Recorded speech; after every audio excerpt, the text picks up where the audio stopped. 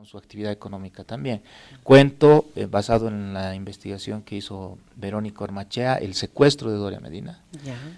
Hablo también de algunos percances personales que estuvieron a punto de costarle la vida. Hablo de su familia, de sus hijos, de cómo es él, ¿no?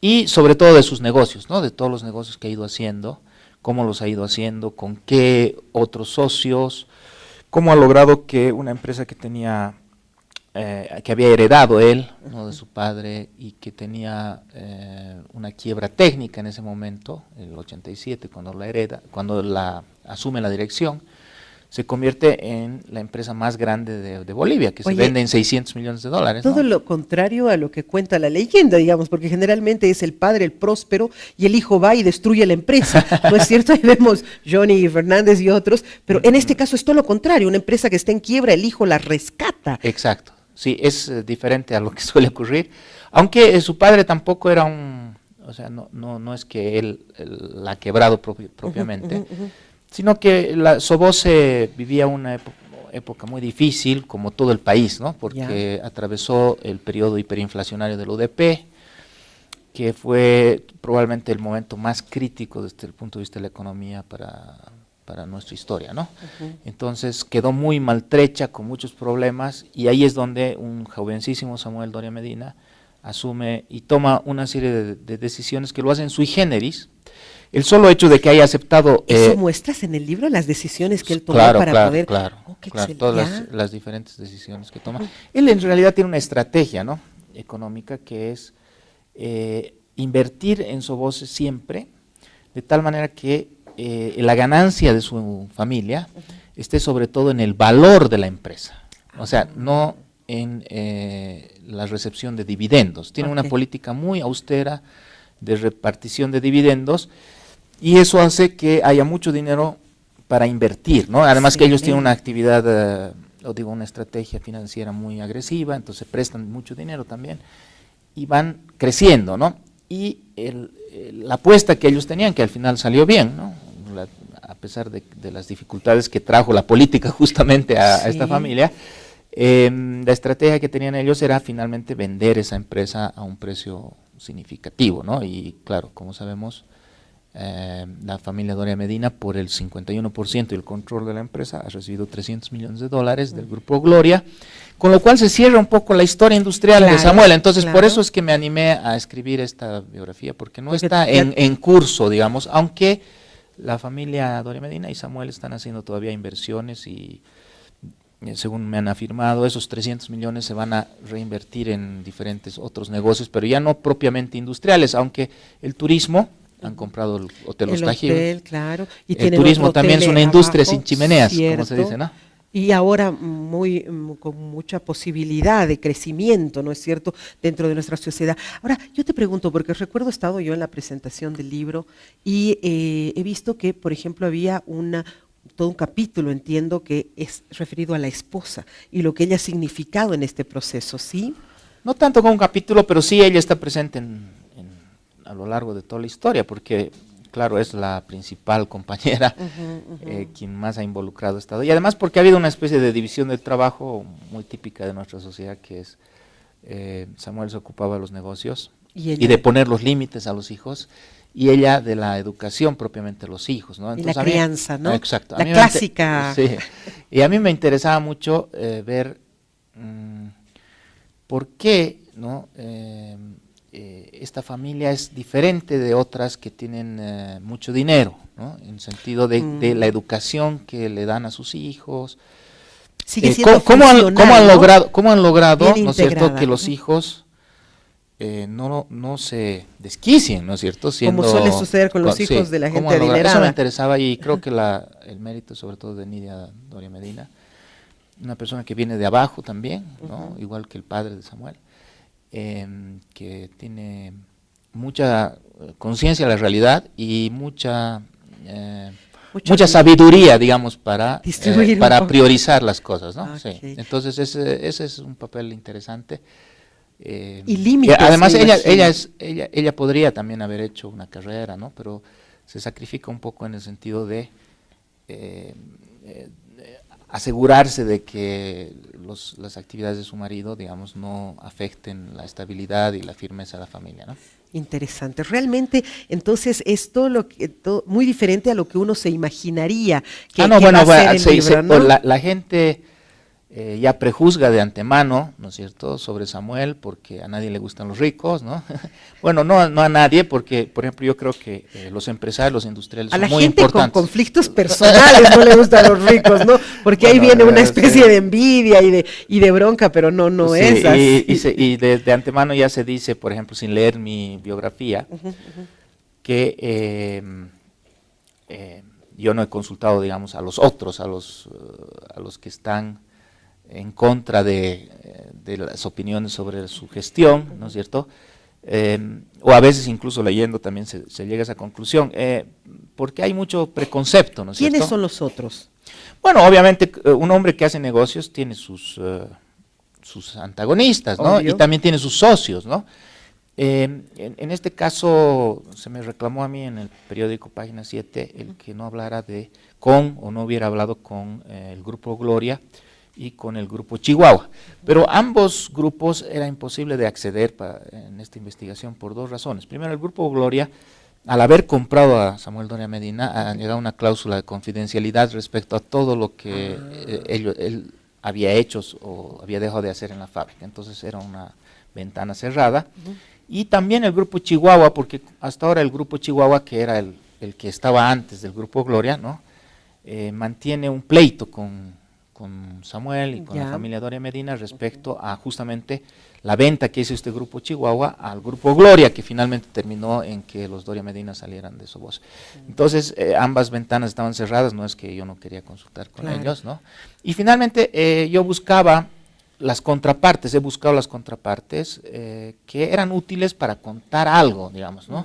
No me interesa en este libro poner todos los enemigos de Doria Medina dicen esto, y todos los amigos dicen esto, sino yo hago una interpretación, ¿no es cierto?, que creo que es veraz, trato de ser objetivo, muestro los defectos de Samuel. Samuel es un empresario duro, ¿no? Duro, astuto, sabe negociar, es muy seco, muy cortante en sus decisiones, etcétera, etcétera, un jefe muy estricto, y todas esas cosas están en el libro. Gracias a la amplitud de la familia y de él mismo, ¿no? Y a que él nunca se ha opuesto a que yo consultara o que yo pusiera, digamos. Nunca te puso límite. Sí, solamente no hablamos de un tema que es la última acusación que le ha hecho el gobierno acerca de una transacción de acciones, porque va a probablemente terminar en juicio también y él no quiso comentarme acerca de eso. ¿Te refieres a ese quiebre que hubo familiar, es decir, con los hermanos o la hermana de Samuel? No hubo, sí, o sea, se habla de eso, ¿no es cierto? Se habla de la compra que hizo Samuel y la empresa Simsa, que es la empresa de los Doria Medina, de la parte que vendió su hermana por desavenencias con Samuel. Eso se expresa, ¿no? Lo que no he hecho es hablar con Susana Doria Medina. ¿Por qué? Porque su visión hubiera contaminado la interpretación que quería dar, ¿no es cierto? Y finalmente no era una cuestión trascendente, ¿no es cierto? Sí he hablado con otras hermanas, he hablado con la familia, con los empresarios, con los empleados. ¿Cuántos hermanos son ellos?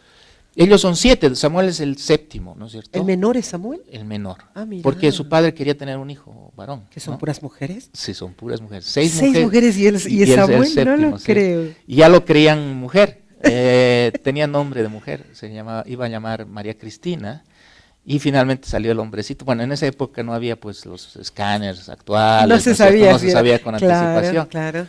Y finalmente, porque su padre, es una historia muy interesante la de su padre. Su padre tuvo que trabajar desde los 14, 15 años, debido a que a su vez su padre, es decir, el abuelo de Samuel, murió repentinamente, ¿no? Y no tenían condiciones económicas, tuvo que ayudar a su madre. Pequeño. Empezó trabajando como vendedor de boletos del cine en Oruro, ¿no?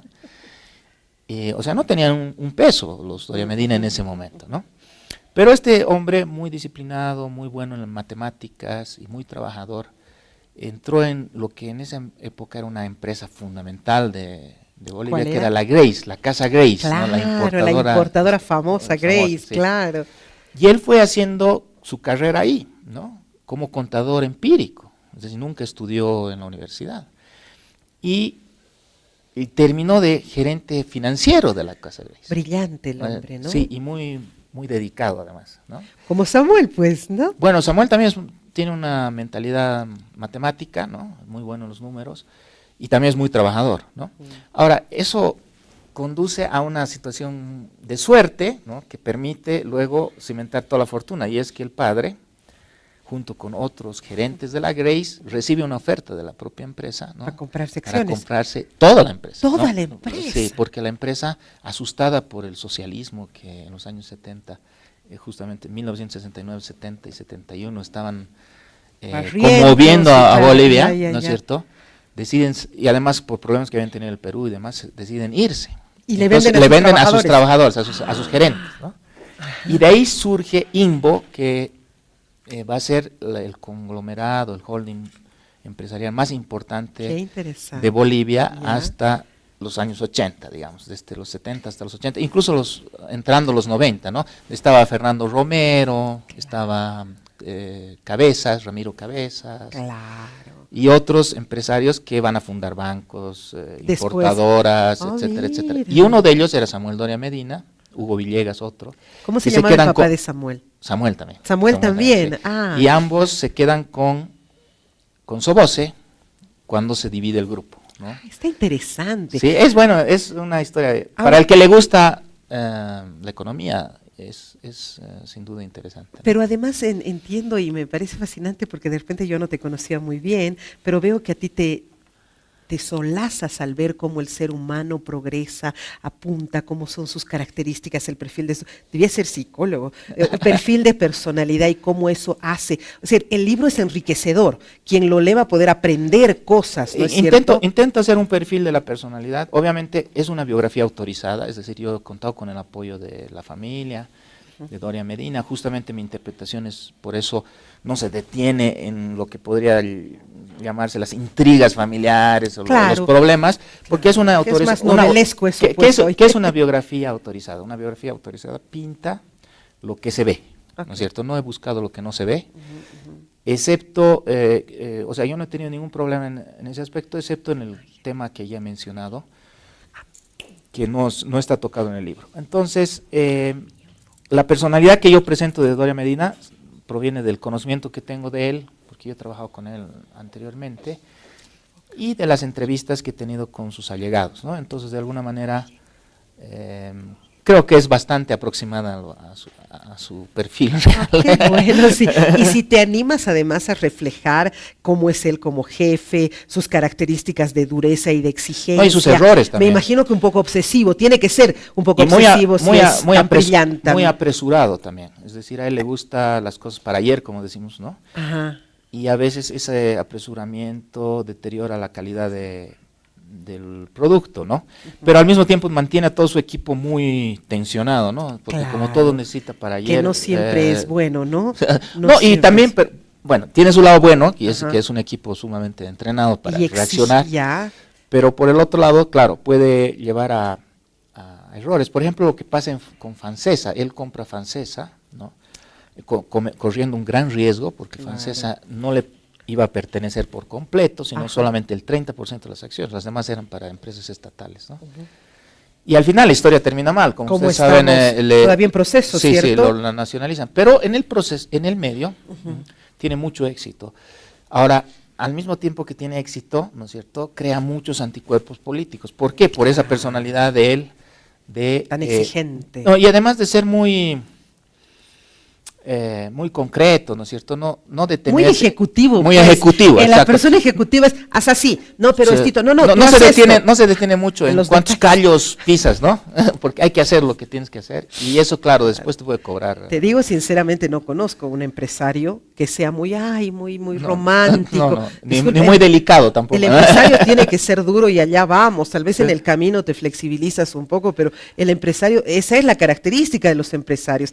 Oye, qué fascinante interesante. Me Gracias encanta. No por lo he la leído, he invitación. estado en el programa, he estado solamente en la presentación, pero no he podido ni acceder porque había una fila inmensa y ahí yo me tuve que ir. Pero me parece muy interesante. Hasta yo tenía una percepción diferente de lo que era el libro. Me alegra que no hayas tocado el tema político porque podía generar aristas, pero sí creo que es importante entender y destacar a los hombres que tienen esa visión industrial y esa visión empresarial y que pueden aportar. Acá vino un día Samuel, ahí está sentado donde tú estabas y me dijo, estos son mis 5 tips para los empresarios. Ah, pues yo he anotado al vuelo porque si viene de una persona que ya ves que ha sido exitosa, por supuesto que te interesa y eso es lo que tú has plasmado. Sí, el último capítulo, el epílogo del libro es justamente sus secretos del éxito, ¿no? Que son muy concretos y aplicados a la realidad boliviana. Qué interesante.